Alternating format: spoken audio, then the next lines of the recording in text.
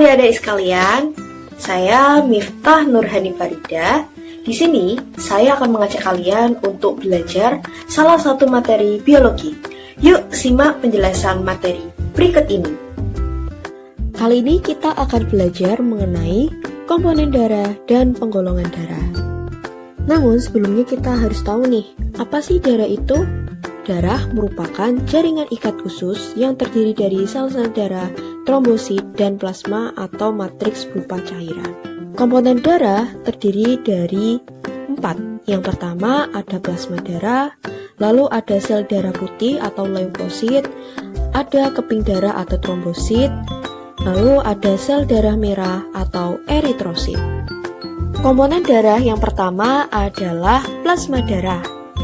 Plasma darah ini adalah cairan berwarna bening kekuningan, mengandung 92% air, 7% protein plasma, serta 1% bahan campuran kompleks organik, anorganik, dan gas darah.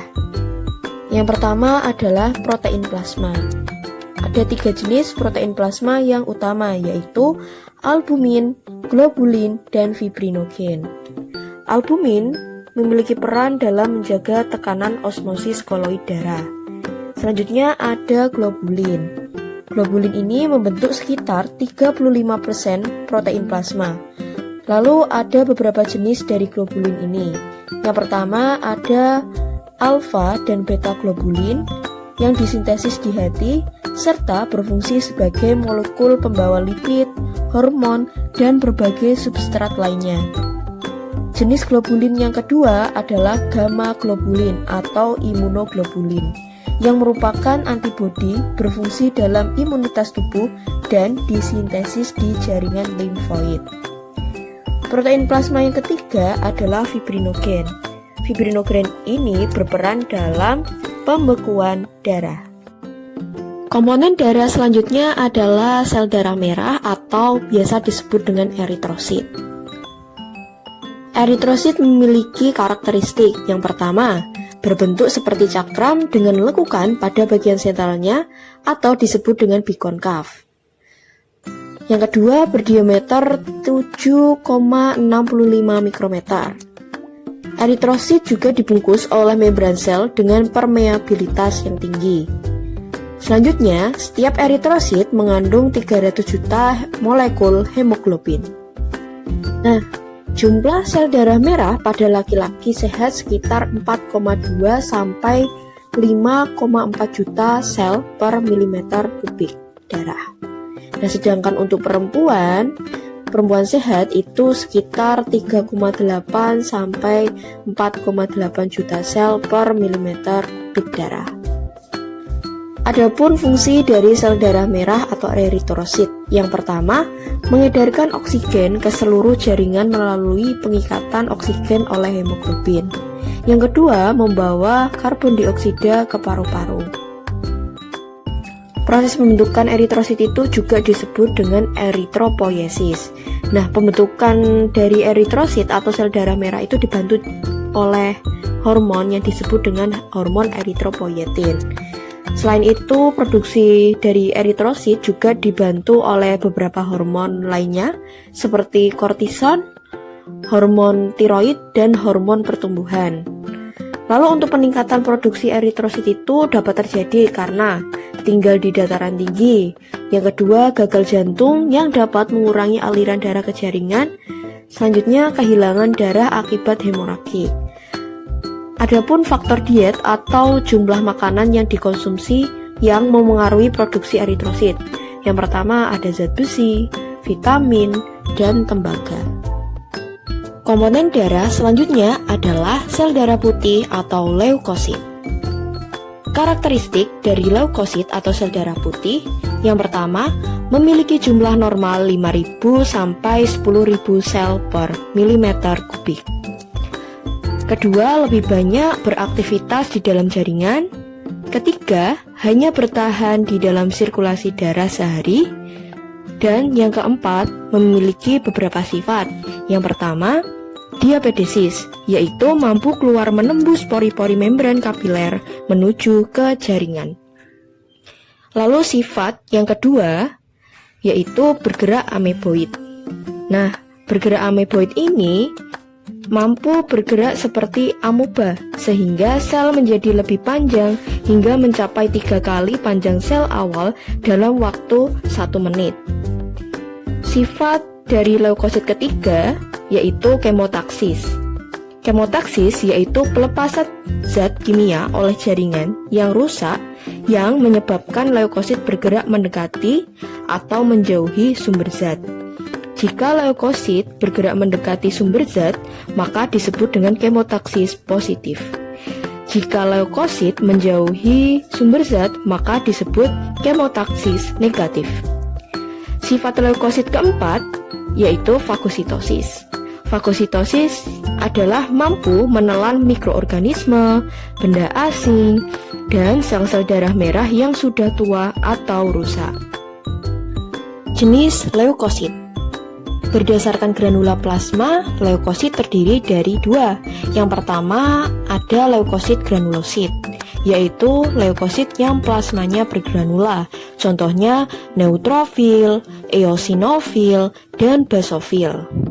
Jenis leukosit kedua adalah leukosit agranulosit, yaitu leukosit yang plasmanya tidak bergranula. Contohnya monosit, limfosit B, dan limfosit T. Untuk leukosit granulosit dibagi menjadi 3, yaitu neutrofil, eosinofil, dan basofil. Nah, neutrofil itu berjumlah 60% dari jumlah sel darah putih. Neutrofil itu berdiameter 9 sampai 12 mikrometer, memiliki granula kecil berwarna merah muda, dan memiliki nukleus dengan 3 sampai 5 lobus yang dihubungkan oleh benang-benang kromatin tipis. Neutrofil berfungsi sebagai fagosit yang sangat aktif untuk menyerang dan menghancurkan bakteri, virus, dan agen penyebab cedera lainnya. Yang kedua adalah eosinofil. Nah, eosinofil ini berjumlah 1-3% dari jumlah sel darah putih. Eosinofil berdiameter 12-15 mikrometer, memiliki granula yang kasar dan besar berwarna jingga kemerahan, dan memiliki nukleus dengan 2 lobus. Eosinofil berfungsi sebagai fagosit yang lemah dan berperan dalam pembuangan racun penyebab radang pada jaringan yang cedera. Selanjutnya ada basofil. Nah, basofil ini berjumlah kurang dari 1% dari jumlah sel darah putih. Basofil berdiameter 12-15 mikrometer, bergranula besar, tidak beraturan, berwarna keunguan hingga hitam, dan memiliki nukleus berbentuk seperti huruf S. Basofil mengandung histamin yang berfungsi untuk meningkatkan aliran darah ke jaringan cedera dan antikoagulan heparin untuk membantu mencegah penggumpalan darah intravaskuler. Nah, histamin ini adalah senyawa yang dikeluarkan oleh sel mas dan basofil sebagai reaksi terhadap antigen, senyawa kimia, dan kerusakan jaringan. Selanjutnya ada leukosit agranulosit. Nah, leukosit agranulosit ini dapat dibedakan menjadi 2 jenis, yaitu limfosit dan monosit. Untuk yang monosit itu berjumlah 3-8% dari jumlah sel darah putih. Nah, monosit ini merupakan sel darah terbesar, berdiameter 12-18 mikrometer, dan memiliki nukleus besar berbentuk seperti telur atau ginjal yang dikelilingi oleh sitoplasma berwarna biru keabuan pucat. Lalu monosit ini berfungsi sebagai fagosit yang sangat aktif dan bermigrasi melalui pembuluh darah menjadi histiosit atau makrofag yang berumur panjang di dalam jaringan. Jenis leukosit agranulosit yang kedua yaitu limfosit. Nah, limfosit ini berjumlah 30% dari jumlah sel darah putih. Sebagian besar limfosit ini ditemukan di jaringan limfa dan berumur hingga beberapa tahun. Limfosit memiliki nukleus bulat berwarna biru gelap yang dikelilingi lapisan tipis sitoplasma dengan ukuran yang bervariasi, sekitar 5-15 mikrometer. Limfosit itu berasal dari sel-sel batang di sumsum merah tulang kemudian melanjutkan diferensiasi dan proliferasi di dalam organ lain. Limfosit ini berfungsi dalam reaksi imunologis atau kekebalan tubuh. Lalu limfosit ini dibagi menjadi dua, yaitu limfosit B dan limfosit T. Untuk yang limfosit B itu memproduksi antibodi untuk merespon antigen tertentu, sedangkan limfosit T tidak memproduksi antibodi. Nah, limfosit T ini mengenali dan melakukan interaksi dengan antigen melalui protein reseptor di permukaan sel. Limfosit T memproduksi zat aktif limfokin untuk membantu limfosit B dalam merespon antigen, membasmi sel-sel asing, dan mengatur respon imunitas. Komponen darah selanjutnya adalah keping darah atau yang disebut dengan trombosit. Trombosit juga memiliki beberapa karakteristik, yaitu dia tidak bernukleus. Trombosit terbentuk dari megakariosit yang berasal dari sumsum tulang. Trombosit berjumlah 150.000 sampai 400.000 butir sel per milimeter kubik.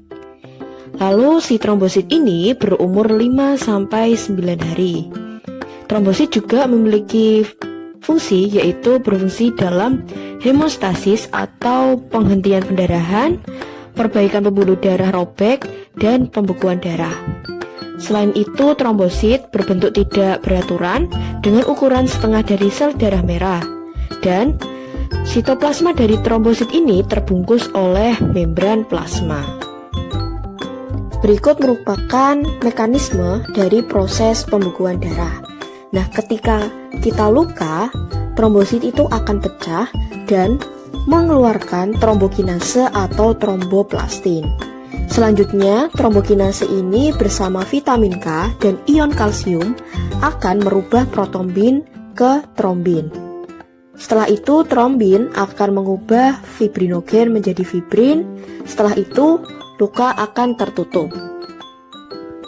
Submateri yang akan kita bahas setelah ini adalah golongan darah. Golongan darah adalah klasifikasi darah suatu individu berdasarkan ada atau tidak adanya zat antigen warisan pada permukaan membran sel darah merah.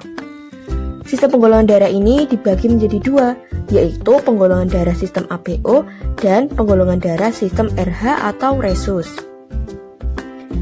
Penggolongan darah sistem ABO. Nah, penggolongan darah ini ditemukan oleh Karl Landsteiner pada tahun 1930. Penggolongan ini berdasarkan yang pertama, ada atau tidak adanya antigen atau agglutinogen tipe A dan tipe B pada permukaan eritrosit. Yang kedua, ada atau tidak adanya antibodi atau agglutinin tipe alfa atau anti A dan tipe beta atau anti B di dalam plasma darahnya. Nah, pada gambar tayangan ini, penggolongan darah sistem ABO itu golongan darah A memiliki antigen A dan memiliki antibodi beta.